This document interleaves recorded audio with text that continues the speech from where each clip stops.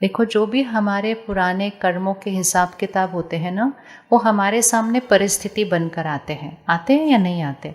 1 minute एक ball पकड़े, इस तरह से ऐसे पकड़ो, ये हमारे कर्म होते हैं। सारा दिन ध्यान रखना है मेरा कर्म कौन सा है और मेरा पुराना हिसाब किताब कौन सा है। ठीक है, इसको ऐसे पकड़ें। हमारी हर सोच, हमारे हर शब्द, हमारा हर व्यवहार, ये हमारा कर्म है। ठीक है, सोच समझ के अब इस बॉल को आप आगे भेजना, मतलब दुनिया की तरफ फेंको, मतलब मेरे पीछे जो दीवार है उस पर फेंको। आपको पीछे नहीं फेंकना, आपको आगे फेंकना है। कर्म हमेशा आगे जाता है, ऐसे जाता है। तो संकल्प, बोल, व्यवहार, इसको याद रखना है। कर्म सिर्फ बोल और व्यवहार नहीं होता, संकल्प, बोल और व्यवहार। अगर मैंने आपको कहा आप बहुत अच्छे हो, लेकिन अंदर सोचा कैसे हैं ये, तो फिर मेरा कर्म कौन से खाते में गया। और हमारे बोल कम होते हैं, सोच ज़्यादा होती है। तो अगर मैंने 2 लाइन प्यार से बोली और 10 लाइन नेगेटिव सोची, तो भी नंबर तो -8 ही होंगे ना। इसलिए सोच, बोल, व्यवहार। ठीक है, फिर से एक बार बॉल को पकड़ो। अब 1 मिनट फेंकने से पहले ये याद रखना, जिस डायरेक्शन में फेंकेंगे, जिस स्पीड पे फेंकेंगे, वो उस दीवार को हिट करेगा, वापस आपके पास आएगा। हर बॉल वापस आना है, हर कर्म का परिणाम आना है। कर्म के परिणाम को आने से परमात्मा भी नहीं रोकते हैं। वो भाग्य विधाता है। भाग्य विधाता अर्थात भाग्य लिखने का विधान सिखाता है। वो सिखाता है कि कौन सी बॉल कैसे फेंकनी है, लेकिन वो आके हमारी बॉल नहीं फेंकता है। बॉल फेंकने वाला कौन है? बॉल फेंकने वाला कौन है? मैं आत्मा। ठीक है, फेंक दिया बॉल अच्छे से, सबने फेंक दी। अब ये बॉल वापस आनी है। जब हम फेंकते हैं उसको, वो है हमारा कर्म। जो वो बॉल मेरे पास वापस आती है, परिस्थिति के रूप में आती है, लोगों के व्यवहार के रूप में आती है, शरीर के स्वास्थ्य के रूप में आती है, काम कारोबार में उतार चढ़ाव के रूप में आती है, लेकिन बॉल वापस ज़रूर आती है। अब फिर से एक बार फेंको और फिर आते हुए भी देखो, दोनों चीज़ें करो। बॉल मैंने फेंकी और बॉल मेरे पास वापस आई। अब ये बॉल अगले मिनट आ सकती है, ये बॉल अगले साल आ सकती है, ये बॉल 10 साल बाद आ सकती है, ये बॉल 100 साल बाद आ सकती है। और जब ये 100 साल के बाद आती है, तब तक मुझ आत्मा ने ये शरीर क्या कर लिया होता है? चेंज कर लिया होता है। और तब मेरे को बहुत मुश्किल लगता है, तो मुझे समझ नहीं आता कि ये बॉल क्यों आ रही है। हमारी आधी से ज़्यादा एनर्जी इसमें वेस्ट होती है कि मेरे साथ हो क्यों रहा है, लेकिन ऐसा, उस पर हमारा बहुत पर चिंतन चलता है। Waste of energy. एक संकल्प दो और वेस्ट थॉट्स को फुल स्टॉप करो। मेरे साथ से बॉल क्यों आ रही है? चलिए अब आप जवाब दो, ये बॉल मेरे पास क्यों आ रही है? अच्छे से बोलो, पूरी दिल्ली को ही सुनाई दे दे, मेरे पास बॉल क्यों आती है? क्योंकि पीछे वाले भाई बहने बोलेंगे बॉल वापस क्यों आ रही है? क्योंकि मैंने फेंकी थी। एक लाइन आंसर दो, व्यर्थ थॉट्स को फुल स्टॉप करो। लेकिन अब क्या करना है? फेंकी थी तो आ गई, अब क्या करना है? अब क्या करना है? वो तो फेंक दी। अब तो मुझे याद नहीं पिछली बार मैंने कब फेंक दी थी गलत, वो तो मैंने फेंक दी। लेकिन अब जब आ रही है तो अब क्या करना है? अब इसमें अभी तक क्या कर रहे थे? जैसी बॉल आ रही थी वैसे ही नई बॉल फेंक रहे थे। उसने गुस्सा किया, मैंने भी क्या किया? गुस्सा किया। उन्होंने गलत तरह से बात की, मैंने या तो गलत तरह से बात की या मैं रो दी।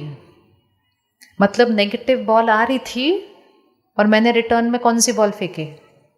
बोलिए, कौन सी बॉल फेंकी? नेगेटिव। काम ठीक नहीं चल रहा था, मैंने चिंता की, नेगेटिव आ रही थी, नेगेटिव भेजी। शरीर बीमार था, मैं दुखी हो गई, नेगेटिव आ रही थी, नेगेटिव फेंकी। प्रकृति उथल पुथल कर रही थी, मैं परेशान हो गई, नेगेटिव आ रही थी, नेगेटिव भेजी। कोविड आया, मैं डर गई, नेगेटिव आ रही थी, नेगेटिव भेजी। करना क्या है जब नेगेटिव आएगी? तो जब नेगेटिव आएगी तो क्या करना है? बोलिए, क्यों पॉजिटिव भेजना चाहिए जब नेगेटिव आ रही है? तो क्यों भेजें पॉजिटिव? इसको फिट करें। यहाँ जो आ रही है वो कौन सी आ रही है? जो पिछली बार फेंकी थी, जो पिछली बार फेंकी थी वो आ रही है।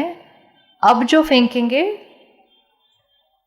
अब जो फेंकेंगे वो अभी फेंकते हुए भी हम महसूस करेंगे, और जो बॉल हम फेंकेंगे वो फिर से, बोलिए, तो हर क्षण तीनों काल काम कर रहे हैं। पास्ट की फेंकी हुई बॉल वापस आ रही है, अभी मैं कैसा सोचती हूँ, बोलती हूँ, व्यवहार करती हूँ, वो मेरी नई कर्म की बॉल जा रही है, और जो मैं नई कर्म की बॉल फेंकूंगी वो वापस आएगी। तो पास्ट वापस आ रहा है, प्रेजेंट क्रिएट हो रहा है, फ्यूचर डिसाइड हो रहा है। तीनों में से कौन सा सबसे पावरफुल है? पास्ट पावरफुल है या प्रेजेंट पावरफुल है? इसीलिए हमने आज डिसाइड किया, सामने से कुछ भी आए, हमने यहाँ से क्या देना है? दुआएं, दुआएं और दुआएं। और जब हम यहाँ से दुआएं दुआएं देंगे, हमारी पुरानी हैवी एनर्जी के हिसाब किताब जो आ रहे होंगे वो सारे क्या होते जाएंगे? चुकतो होते जाएंगे। तो काम ठीक नहीं चल रहा है तो भी हम कहेंगे सर्वशक्तिवान परमात्मा मेरे साथ है, उसकी शक्तियाँ मेरे काम पर हैं, पुराना हिसाब किताब चुकतो हो चुका है, सफलता मेरे लिए अब निश्चित है। कुछ भी ठीक से नहीं दिखाई दे रहा है, सब गलत दिखाई दे रहा है, कुछ भी अच्छा नहीं हो रहा है, मतलब सब नेगेटिव बॉल्स आ रहे हैं। सिर्फ ध्यान रखना है, इस बार नेगेटिव नहीं फेंकना है। अगर इस बार नेगेटिव फेंक दिया तो फिर क्या हो जाएगा? अभी भी नेगेटिव, अभी भी नेगेटिव, और फिर क्या हो जाएगा? वापस वो नेगेटिव बॉल आएगी। इसीलिए चाहे सामने से, एक मिनट, चाहे सामने से व्यक्ति का व्यवहार आ रहा है, चाहे सामने से काम कारोबार में कुछ आ रहा है, चाहे सामने से फैमिली के किसी सदस्य के साथ कुछ हो रहा है, चाहे सामने से शरीर के स्वास्थ्य को कुछ हो रहा है, हमें यहाँ से क्या भेजना है? सिर्फ और सिर्फ पॉजिटिव वाली कर्मा बॉल्स, मतलब दुआएं दुआएं दुआएं दुआएं। जो हो रहा है वो नहीं सोचेंगे, जो होना चाहिए वो सोचेंगे, लेकिन ये नहीं कहेंगे वो होना चाहिए, कहेंगे वो ऑलरेडी हो रहा है। आप अपनी दुकान में बैठे हैं, कोई नहीं आ रहा है, कोई नहीं आ रहा है, मतलब सब जगह जा रहे हैं, इधर जा रहे हैं, इधर जा रहे हैं, बस मेरी दुकान में नहीं आ रहे हैं। तो मुझे दुकान में बैठकर क्या सोचना है? हम क्या सोचते हैं? हम दुकान में बैठकर सोचते हैं कोई आ ही नहीं रहा है, कोई आई, अब इसको देखो क्या होगा।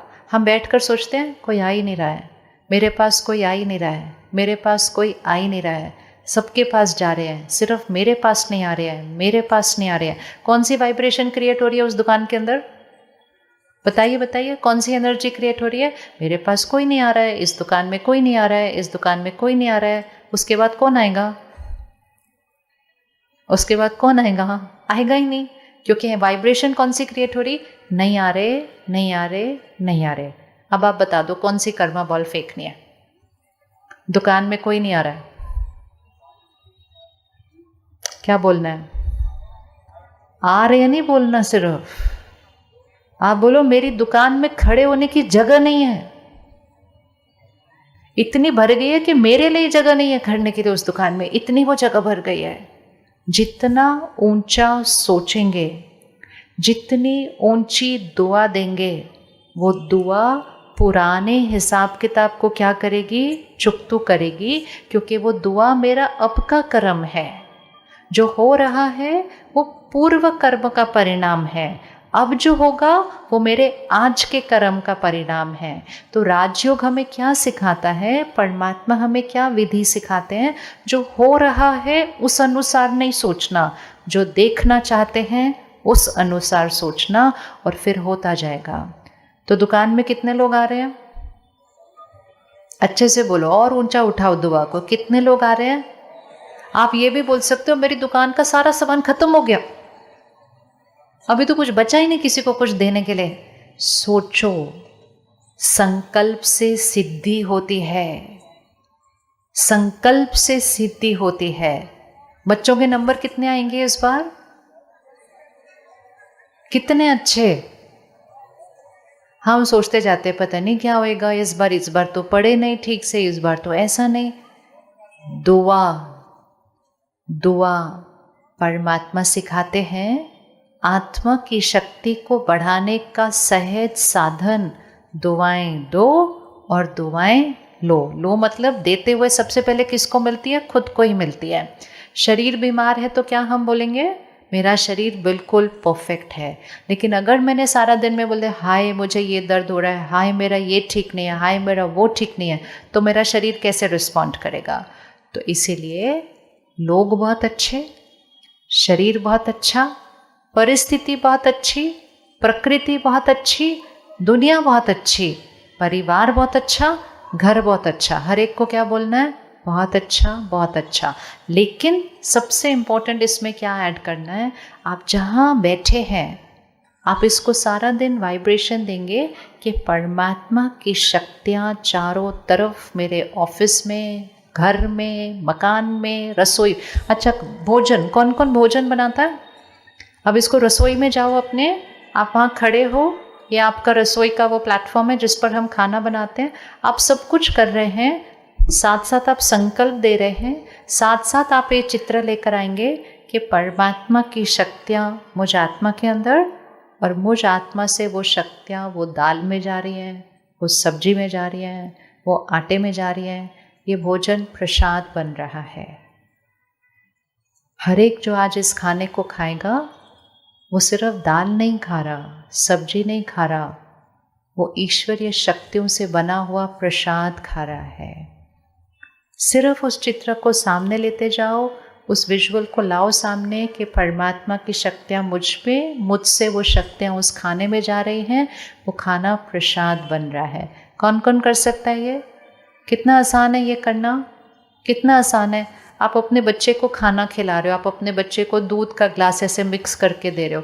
हम क्या करते हैं? मिक्स करते जाते हैं, साथ में सोचते जाते हैं पढ़ा भी नहीं, पता नहीं कल एग्ज़ाम में क्या होगा। देना ही मत उसको वो दूध, उसके बाद ये सब डाल दिया उसके अंदर तो अच्छा भला जो पढ़ रहा था ना, उसके बाद वो पढ़ नहीं सकेगा ऐसा वाला खाना खा के। ध्यान से भोजन में तो बहुत सारी दुआएं भरनी चाहिए, बहुत सारी शक्तियाँ भरनी चाहिए।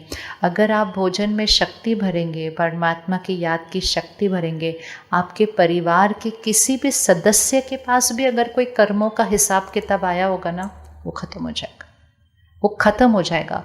इतनी शक्ति होती है कि नया कर्म कैसा करना है श्रेष्ठ।